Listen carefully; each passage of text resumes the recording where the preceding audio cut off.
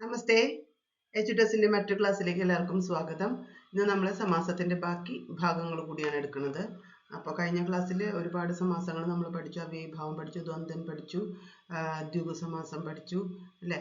ഒരുപാട് സമാസങ്ങൾ, നഞ്ഞ് തത്പുരുഷൻ പഠിച്ചു. അപ്പോൾ ഇതെല്ലാം പഠിച്ചു കഴിഞ്ഞു. നഞ്ഞ് സമാസം അതൊക്കെ പഠിച്ചു കഴിഞ്ഞു. ഇന്ന് നമ്മൾ കുറച്ചുകൂടി വ്യത്യസ്തങ്ങളായിട്ടുള്ള സമാസങ്ങളുണ്ട്, ഭേദങ്ങളുള്ളത്. അതുകൂടി നമ്മൾ ഈ ക്ലാസ്സിൽ പഠിക്കുകയാണ് കേട്ടോ. അപ്പം എന്നാൽ നമുക്ക് ക്ലാസ്സിലേക്ക് പോയാലോ? ആരെങ്കിലും ചാനൽ സബ്സ്ക്രൈബ് ചെയ്യാത്തുണ്ടെങ്കിൽ സബ്സ്ക്രൈബ് ചെയ്യുക, ലൈക്ക് ചെയ്യുക, ഷെയർ ചെയ്യുക, ഞങ്ങളെ സപ്പോർട്ട് ചെയ്യുക. ഓക്കെ, അപ്പം എന്നാൽ നമുക്ക് ക്ലാസ്സിലേക്ക് പോവാം. ഞാൻ പറഞ്ഞ പോലെ ഒരു ചാർട്ട് പേപ്പറിലോ അല്ലെങ്കിൽ എ4 ഷീറ്റിലോ ഒക്കെ എഴുതി വെച്ച് പഠിക്കുന്നില്ലേ? പഠിക്കുന്നുണ്ടാവുമെന്നാണ് ഞാൻ വിശ്വസിക്കുന്നത് കേട്ടോ. ഓക്കെ, ക്ലാസ്സിലേക്ക് പോവാം. ഇന്നത്തെ ക്ലാസ്സിൽ നമ്മൾ കുസമാസഃ, ഒരു സമാസമാണ് കുസമാസം. കുശബ്ദഃ സുബന്ധേന നിത്യം സമസ്യതേ അതഃ അസ്വപദ വിഗ്രഹഃ കുത്സിതഃ പുരുഷഃ. വളരെ റെയർ ആയിട്ടൊക്കെ വരുന്നതാണ് കേട്ടോ. കുപുരുഷഃ. കുത്സിതം അന്നം കദന്നം, കുത്സിതഃ അശ്വഃ കദശ്വഃ. ഒന്ന് ഓർത്തു വെച്ചാൽ മതി, ഇത് ബൈഹാർട്ട് ചെയ്ത് പഠിക്കൊന്നും വേണ്ട. ഗതിസമാസഃ. ഗതിസഞ്ജ്ഞായുക്തം ശബ്ദാന്തരേണ നിത്യം സമസ്യതേ. ഗതിർനാമ കാചന സംജ്ഞാ കേഷാഞ്ചിത് ശബ്ദാനാം പാണിനിന ഗതിസഞ്ജ്ഞാ വിഹിത. ഗതിസഞ്ജ്ഞാ വിധായകാനി സൂത്രാണി ബഹൂനി സന്ധി. ഗതിശബ്ദങ്ങൾ പറയുന്ന ഒരുപാട് സൂത്രങ്ങളുണ്ട്, പാണിനി ചെയ്തിട്ടുണ്ട്. അതഃ അത്ര താനി ന ഉല്ലിഖ്യന്തേ. ഗതിസമാസേ സർവമപി ഗതിസഞ്ജ്ഞായുക്തം ഭവത്യവ ഇതി ജ്ഞേയം. അത്രയും മനസ്സിലാക്കിയാൽ മതി. ഗതിസമാസത്തിലെ ഗതി എന്ന ശബ്ദം ചേർത്ത് ഉപയോഗിച്ചിട്ടുണ്ടാവും ആ സമാസത്തില്. ഗതിസമാസോയം നിത്യഃ അതഃ അസ്വപദ വിഗ്രഹഃ പ്രദർശനീയഃ. അംഗീകാരം കൃത്വാ അംഗീകൃത്യ വ്യവഹിതോ ഭൂത്വാ തിരോഭൂയ. അംഗീകാരം കൃത്വാ ഉരരീകൃത്യ. വേറെ തരത്തിലും അതിനെ പ്രയോഗിച്ച് കാണുന്നുണ്ട്. പ്രാതിസമാസഃ. പ്രാതയഃ ശബ്ദാന്തരൂപേണ നിത്യം സമസ്യന്തെ. പ്രാതയഃ തു പ്രാ പര അപ സമ ഇത്യാദയഃ 22 22 നിത്യസമാസത്വാത് അസ്വപദ വിഗ്രഹഃ. ഇവയെല്ലാം അസ്വപദ വിഗ്രഹങ്ങളിൽ പെട്ടവയാണ്. ശോഭനഃ പുരുഷഃ സുപുരുഷഃ, ശോഭനഃ ജനഃ സുജനഃ, ദുരാചാരഃ പുരുഷഃ ദുഷ്പുരുഷഃ, പ്രഗത ആചാര്യഃ പ്രാചാര്യഃ, അതിക്രാന്തം മാലാം അതിമാല, അഭിഗതഃ മുഖം അഭിമുഖഃ, പ്രതിഗതഃ അക്ഷം പ്രത്യക്ഷഃ, അതിഗതഃ ക്രാന്തഃ ശ്വാനം അതിശ്വീ. ഇത്തരത്തിൽ വരുന്നവയെല്ലാം പ്രാതിസമാസങ്ങളായിട്ട് കണക്കാക്കപ്പെടുന്നത്. വെറുതെ ഒന്ന് മനസ്സിലാക്കി വെക്കാൻ വേണ്ടി ഇങ്ങനെയും സമാസങ്ങളുണ്ട്. ഇനിയും ഇത് വിട്ടിട്ടും ഒരുപാട് സമാസഭേദങ്ങളുണ്ട്. പക്ഷെ വളരെ പ്രധാനപ്പെട്ടതെന്ന് തോന്നുന്നത് മാത്രമേ ഞാൻ നേരത്തെ ക്ലാസ്സിൽ പറഞ്ഞ പോലെ ഇതിൽ ഉൾക്കൊള്ളിച്ചിട്ടുള്ളൂ കേട്ടോ. അപ്പോൾ ഇനി അടുത്തതില് ഉപപദ സമാസമാണ്. കുംഭം കരോതി. ഉപപദം സുബന്ധം ശബ്ദാന്തേന നിത്യം സമസ്യതേ. ഉപപദ നാമ കാചന സംജ്ഞ. ഉപപദ സമാസേ ഉപപദ സംജ്ഞായുക്തം ഭവതി.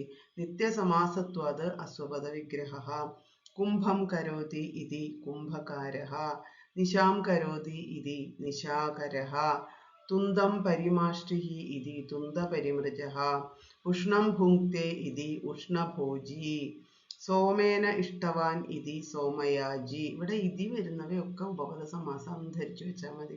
ഒരു ജനറലായിട്ട് എല്ലാം അങ്ങനെ ഞാൻ പറയുന്നില്ല, എന്നാലും മനസ്സിലാക്കാൻ എളുപ്പത്തിന് ഞാനൊരു ടെക്നിക്ക് പറഞ്ഞു തന്നേ ഉള്ളൂ കേട്ടോ. ശാസ്ത്രം കരോതി ഇതി ശാസ്ത്രകൃത്ത് അല്ലെങ്കിൽ ശാസ്ത്രകാരഃ. സോമേന ഇഷ്ടവാൻ ഇതി സോമയാജി. ഭാഷ്യം കരോതി ഇതി ഭാഷ്യകൃത്ത് അഥവാ ഭാഷ്യകാരഃ. പ്രിയം വദതി ഇതി പ്രിയം വദഃ. ഭയം കരോതി ഇതി ഭയങ്കരഃ. വശം വദതി ഇതി വശം വദഃ. ഉഭയം കരോതി ഇതി ഉഭയങ്കരഃ. ഭയം കരോതി ഭയങ്കരഃ, ഉഭയം കരോതി ഉഭയങ്കരഃ. ഓക്കെ, അടുത്ത ബഹുവ്രീഹി സമാസാണ്. കുറച്ച് എക്സാമ്പിൾസ് ആണ് ഞാൻ ഇവിടെ കൊടുത്തിട്ടുള്ളത്. അന്യസ്യ പദാർത്ഥസ്യ അർത്ഥേ വർത്തമാനമനേകം സുബന്ധം സമസ്യതേ. ലിംഗത്രയേ അഭി ബഹുവ്രീഹി സാമാന്യഃ വിശേഷശ്ചേതി ദ്വിധാ ഭവതി ഇതി പൂർവമുക്തം. നമ്മൾ പറഞ്ഞിട്ടുണ്ട് അല്ലേ? എന്താ പറയാ, ലിംഗത്തിലും 3 ലിംഗത്തിലും വ്യത്യസ്തമായിട്ടാണ് വരിക.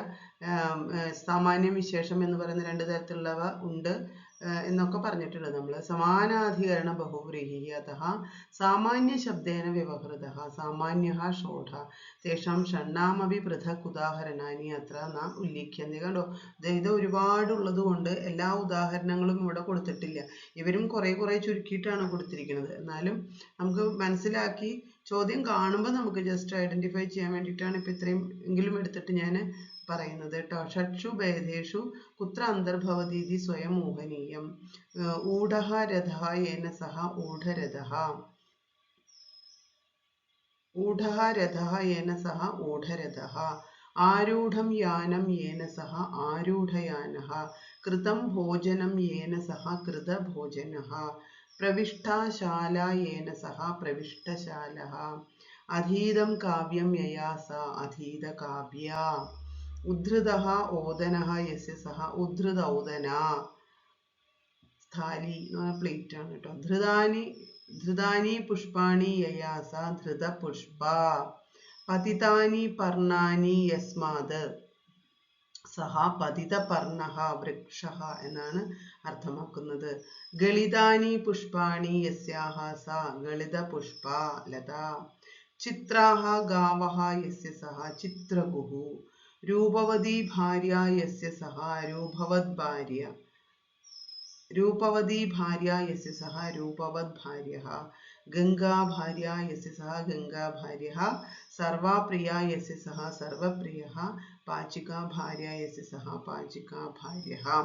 അപ്പോൾ കുറച്ച് ബഹുവ്രീഹികൾ ഇവിടെ കൊടുത്തിട്ടുണ്ട്. അതിലെല്ലായിടത്തും അവസാനം സമസിച്ച് വരുമ്പോൾ വിഗ്രഹത്തിൽ യയാ സ യേന സ യസ്യ സ അങ്ങനെ കാണും.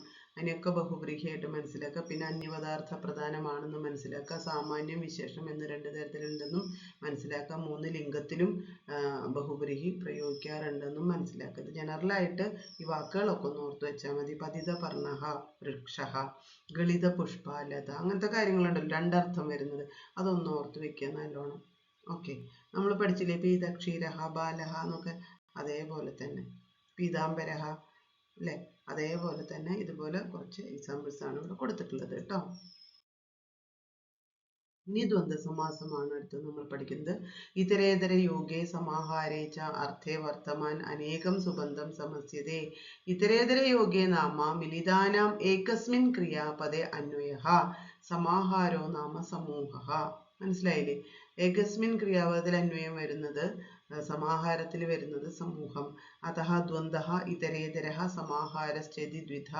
ഇതരേതരഃ ദ്വയോ അപി പദയോഃ ഭവതി ബഹൂനാം അപി പദാനാം ഭവതി. ഇതൊക്കെ നമ്മൾ നേരത്തെ ക്ലാസ്സിലും പറഞ്ഞിട്ടുള്ളതാണ്. അത് തന്നെ വീണ്ടും എക്സ്പ്ലെയിൻ ചെയ്യാം. കുറച്ചധികം എക്സാമ്പിൾസ് ഇതിലുണ്ട് എന്നുള്ളതേ ഉള്ളൂ കേട്ടോ. സമാഹാരേ അപി തഥൈവ കിന്തു സമാഹാരദ്വന്ദ്വഃ ക്വചിത് ചിന്തവ്യഃ. ഇവിടെ ക്വചിത് നിത്യഃ, ക്വചിത് നിത്യഃ. ഇവിടെ ഇതരേതര ദ്വന്ദ്വഃ.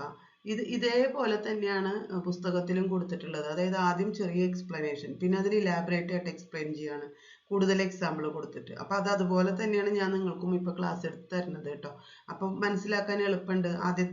ആദ്യത്തെ ചെറിയ എക്സാമ്പിൾസ് പഠിച്ചിട്ട് പിന്നെ അതിൻ്റെ ഇലാബറേഷൻ പഠിക്കുമ്പോൾ കുറച്ചും കൂടി എളുപ്പത്തിൽ മനസ്സിലാവുന്നുണ്ട്. അതുകൊണ്ടാണ്. അല്ലെങ്കിൽ ക്ലാസ് കാണുന്നത് നിങ്ങൾക്ക് തോന്നും ഇതെന്താണ് ഒരേ കാര്യം തന്നെ കുറേ ക്ലാസ്സിലായിട്ട് ടീച്ചർ പറയുകയാണല്ലോ എന്ന്.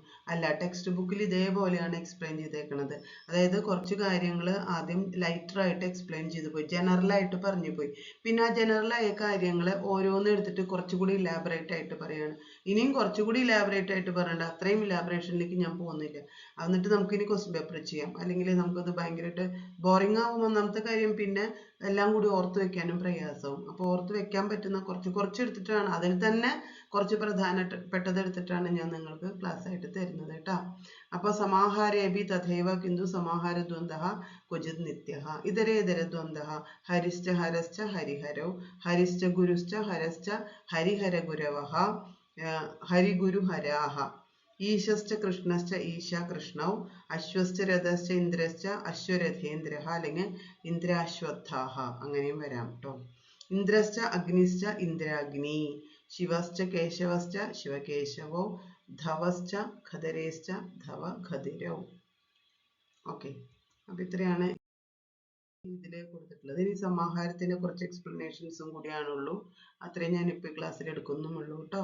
സമാഹാര ദ്വന്ദ്വത്തിലെ സംജ്ഞാശ്ച പരിഭാഷാശ്ച യഥാസം സമാഹാരഃ സംജ്ഞാ പരിഭാഷം. അത് നേരത്തെ പറഞ്ഞ ഉദാഹരണം തന്നെയാണ്. ഘടശ്ച പടശ്ച നയോഃ സമാഹാരഃ ഘടപടം. നിത്യസമാഹാര ദ്വന്ദ്വനാണ് പാണീച്ച പാദൗ ച യഥേഷാം സമാഹാരഃ പാണിപാദം. രഥികാശ്ച അശ്വാരോഹശ്ച യഥേഷാം സമാഹാര രഥികാശ്വരോഹം. ധാനാശ്ച षष्कुल्यश्च एतेषां समाहार धानाशष्कुलिः.